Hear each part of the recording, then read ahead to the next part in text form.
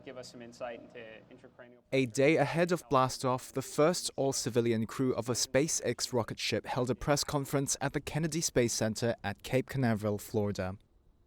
The so-called Inspiration 4 mission is set to send 4 astronauts with minimal space training into outer space and put them in orbit at an altitude of about 370 miles above Earth.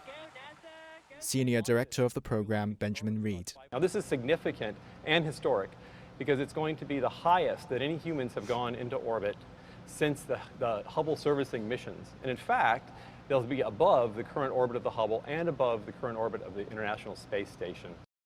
Team leader and founder of e-commerce firm Shift for Payments, Jared Isaacman, says despite additional risks getting to that height, it's important for the sake of future missions. But if we're going to go to the moon again and we're going to go to Mars and beyond, then we got to get a little outside of our comfort zone and take that, next step in that direction.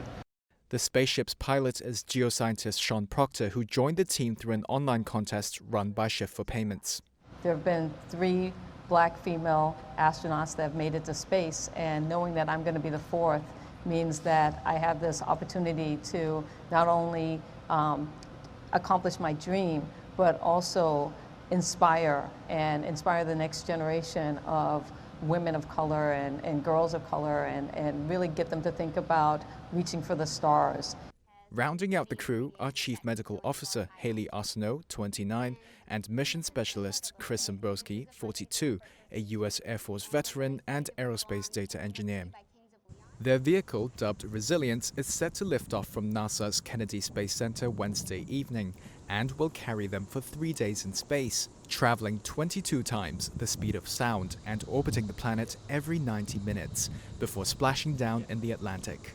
Netflix is set to livestream the countdown and blast off on the YouTube page.